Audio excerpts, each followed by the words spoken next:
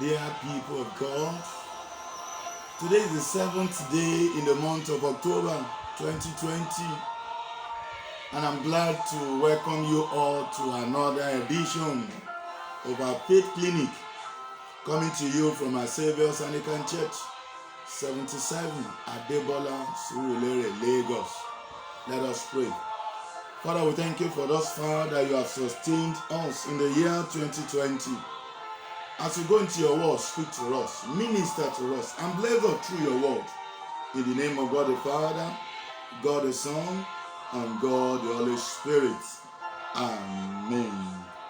Beloved in the Lord, we appreciate you all for your calls, your text messages, your WhatsApp messages, your comments on our social media. We appreciate you all. And it gives me joy and it gladdens my heart to get feedback from you and to know that you have been blessed through this program. And it is my prayer that your testimony shall be permanent in the name of Jesus.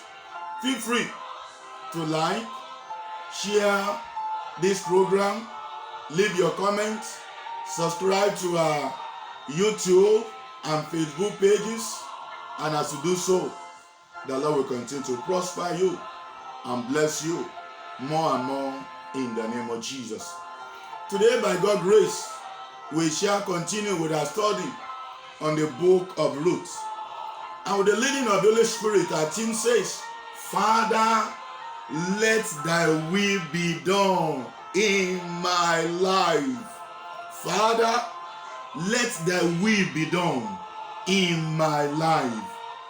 Beloved in the Lord, the will of God is not what you can maneuver. Rather, it's a course that you choose to follow to be where you ought to be. Do you know? God has purpose for our lives. The path to the will of God for our lives may be rough. It may be tough to accept. But certainly is the best when accepted, because it's better and sweeter.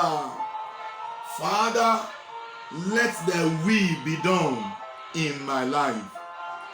Boaz had a golden opportunity in Ruth chapter 3 from verse 12 to 18 to take advantage of Ruth's predicament. He can even choose not to marry her, but still have carnal knowledge of her. He can decide to enslave her, since she was the one that came to him on her own volition and lied beside him in the field. But Boaz was an honest, truthful, and trustworthy man. A man who sought after the will of God. He called for a meeting with his kinsman, who has the first right to purchase Naomi's field. Not only that, he called the 10 elders, and they were all in attendance. Listen to Boaz in Ruth chapter 4 verse 1 to 2. Then went Boaz up to the gate and sat him down there. And behold, the kinsman of whom Boaz spake came by, unto whom he said, Oh, such a one, turn aside, sit down here.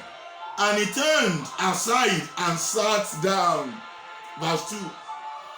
And he took 10 men of the elders of the city and said, Sit ye down. And they sat down. Oh my God. What a great man of wisdom. What a great approach to issue by an honest man called Boaz. He wants the right thing to be done in the right way. He even called witnesses to come around. Is that same with you? You are the family else, the Olori Ebi. Thank God for that.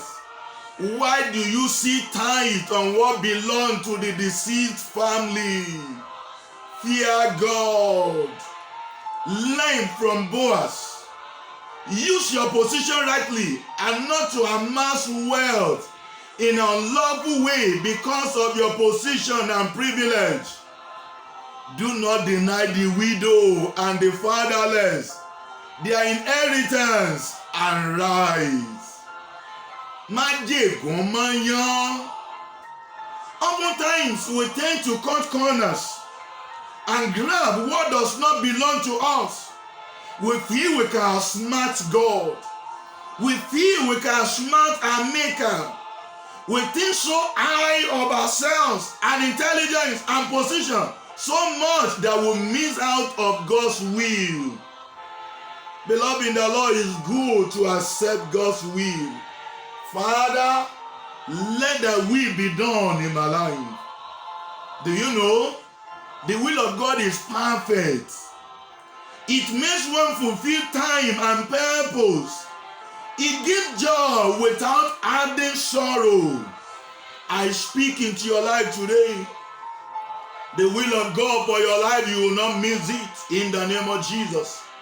The joy of the Lord will fill your heart as you key and accept the will of God for your life in the name of Jesus. Boaz was open-minded. He did not run his kinsman down or badmouth him so that he can have Ruth as his wife at all costs. Rather, he told the elders and the kinsman what is obtainable according to the law of Moses.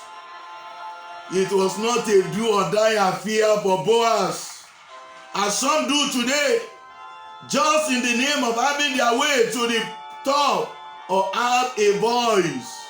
Oh my God. Ruth chapter 4 verse 3 to 4 says, and he said unto the kinsman, Naomi is come again out of the country of Moab, selleth a parcel of land, which was her brother Elimelech. And I thought to advertise thee, saying, buy it before the inhabitants and before the elders of my people. If thou wilt redeem it, redeem it. But if thou wilt not redeem it, then tell me, that I may know. For there is none to redeem it beside thee, and I am after thee. And he said, I will redeem it. Dear people of God, Boaz's explanations to the elders and to his kinsman on Naomi's field shows clearly that he was a peace-loving man. He does not want to take Ruth by force or take advantage of his kinsman to take what belongs to him unlawfully. Is that the same thing you will do in such situation? Don't you use your privileged position to take what belongs to others and oppress them. Stop that attitude. Stop that habit. Are you good at running your superior down so that you can take over? No wonder you couldn't enjoy the position. Yorùbá bọ̀ wọ́n ní ohun tá a bá fagbára mú kókókó nílé.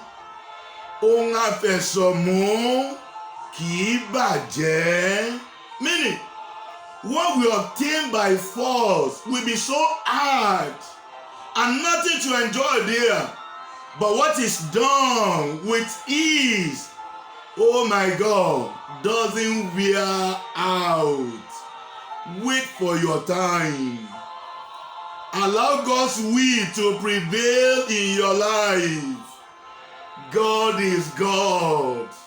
And do you know, anything outside the will of God is full of regret.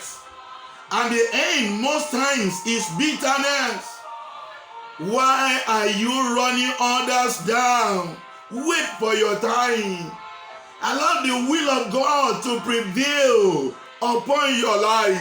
Father, let thy will be done in my life. The will of God without lobbying. The will of God without buying your way into power. The will of God that comes with peace and rest of mind. I speak into your life. You will experience such in the name of Jesus. The Lord will grant you peace. He will grant you rest of mind as you key into the will of God in the name of Jesus.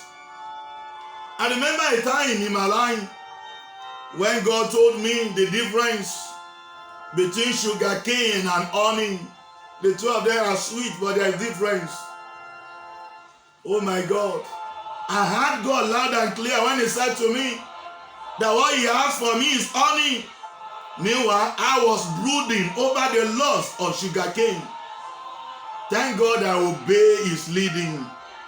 And I never for once regretted that decision, to the glory of God. Jesus Christ too, he keyed into the will of God. He said, not my will, but thy will be done.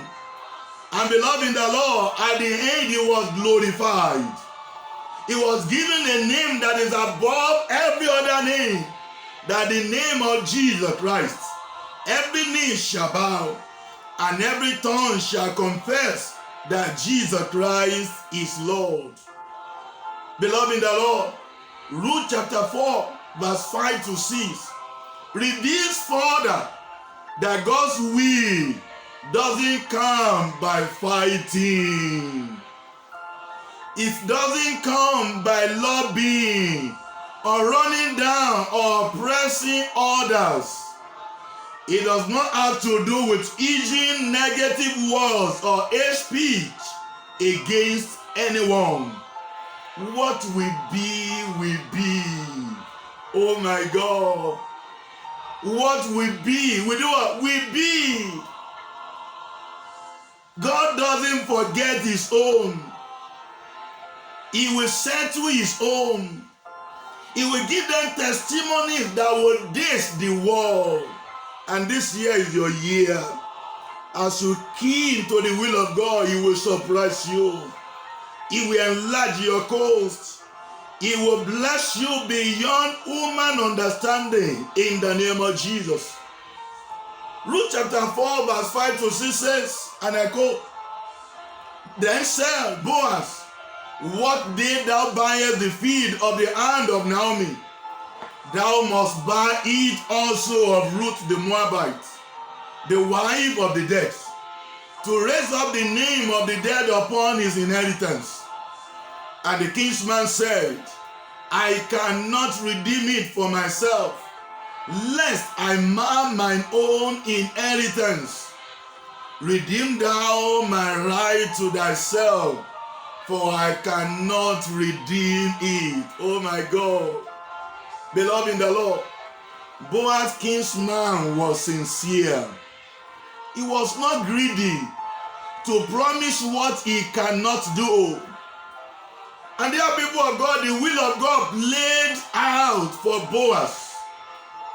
Stop running people down. Don't mouth them. Stop claiming Superman or Superwoman. God's will cannot be altered.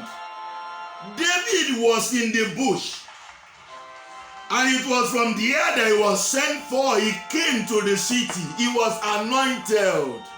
From there he became king of Israel to the glory of God. Beloved in the Lord, God's will cannot be altered. It will surely prevail. It may be rough. It may be tough. It may tarry. But take note, God will definitely fulfill his purpose in the life of his children. How and when is not in the hands of anyone to determine. But the fact still remains that what he says he will do, he will surely do. He's not a man that should lie, neither is he a son of man that should repent. His yes is yea and amen. Your present circumstance cannot cancel God's promise and purpose. You remember, Jesus Christ is left in the boat, as the storm raged, because he is confident that no storm of life can sweep him over, can sweep him away. God's will always prevail, and God will come at the right time. He is never late, always on point.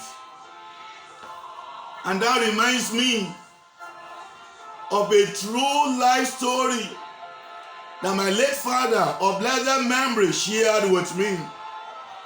He said several years ago, a young priest was posted to a church, and God was using him powerfully in the church and in his locality. He did exploit for the Lord in that church. In fact, his ministry in the church became the talk of the town as a young minister in charge and vicar. Unknown to this young man, unknown to this young minister, quite a number of priests already had eyes on the place. They envied the man.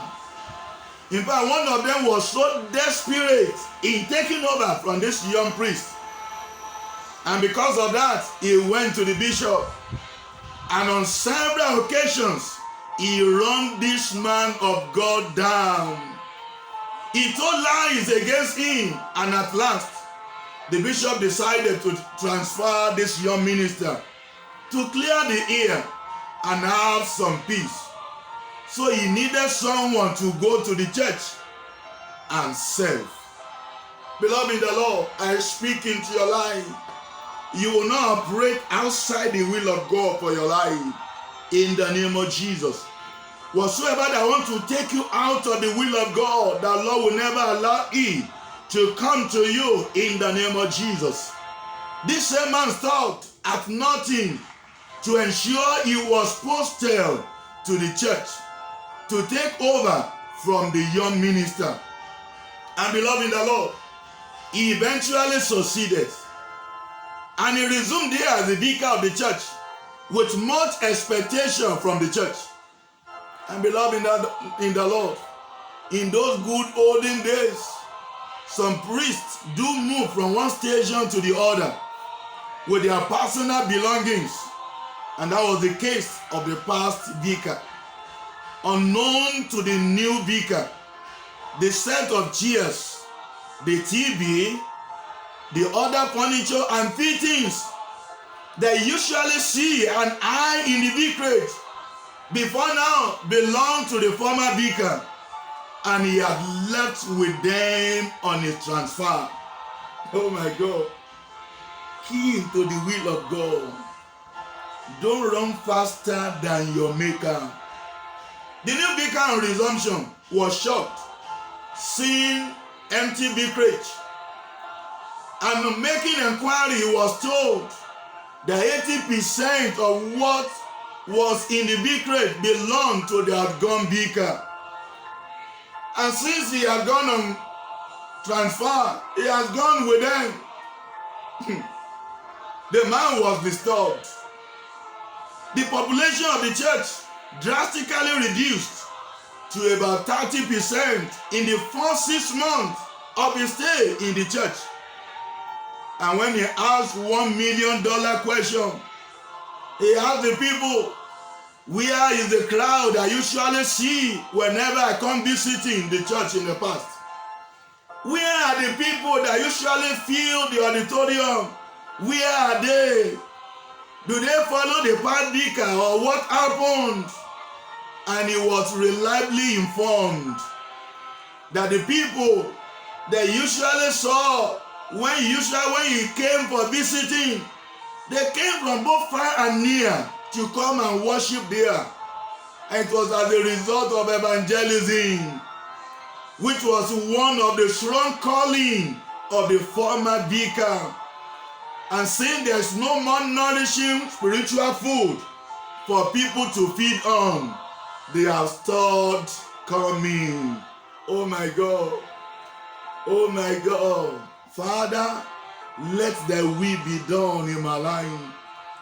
Beloved in the Lord, To cut the long story short, this in turn affected the income of the church. The church could not meet up with its high expectation. He then began to beg and lobby again for a transfer out of the station, which the bishop declined. The bishop declined this time around, knowing that the man was into manipulating. He was manipulating. So, beloved in the Lord, the man was left there for years, and he was full of complaints. He was full of regrets. It was in that station he lost his wife. And beloved in the Lord, the man of God whom he so despised and ensured he was transferred to the parish, he was still doing excellently well where he was posted to at that time and even beyond. Beloved in the Lord, key into the will of God. You want to get married, pray and allow the will of God to prevail. Don't choose by your carnal knowledge. Stop the cat race. Accept the will of God. Beloved in the Lord, the grace of God upon your boss is different from yours. You may find your way to the top by all means, but the grace to excel and enjoy the office may be missing. Wait for your time. Be teachable. Be humble. Do you know, and let me tell you, everyone cannot be a boss at the same time, but everyone can excel being in God's will. God's will is the best. Key into it, receive it. Allow God's will to prevail over your life. Don't lobby. Don't run your fellow human being down just because you want to get to the top. All you need to do is to remain focused and listen to the still voice of God. His leading can never go wrong. It will always have a happy ending. And beloved in the Lord, allow God's will to prevail. Is the only solution in this world of uncertainties. Otherwise, you will die before your time. Otherwise, you will have IBP, you will have hypertension. Oh my God. Trust in the Lord. Trust in Him. And by God's grace, He will give you expected end. And you will end your life in praise in the name of Jesus. And beloved in the Lord, to fit into God's will and not missing your step in life, you need to accept Jesus Christ as your Lord and personal Savior. And that's the only thing that will save you from wandering about without a bearing in life. It will give you a true definition of life. And at the end, you will reign with Him. Beloved in the Lord, as from today, add this prayer point to your prayer points. Father, let Thy will be done in my life. Till we meet again next week for another edition of Faith Clinic. Keep faith. Keep safe. Key into God's will for your life. And you will never be put to shame. Simply trust and obey. God bless you. God bless you. Compulsorily, you are blessed in Jesus' name. The Lord be with you and also with you. Let us pray. Father, we thank you for your word that has come unto us. We pray that your will be done in our lives. In the name of Jesus. That sister, I pray for you, the will of God for your life maritally. that brother, the will of God for your life maritally, you will not miss it. In the name of Jesus. Step that you will take that will make you to walk outside the will of God. May you never take such step. In the name of Jesus. Thank you, our faithful Lord, as we pray in the name of God the Father, God the Son, and God the Holy Spirit. Amen. God bless you. God bless you in Jesus' name. Till we meet again next week.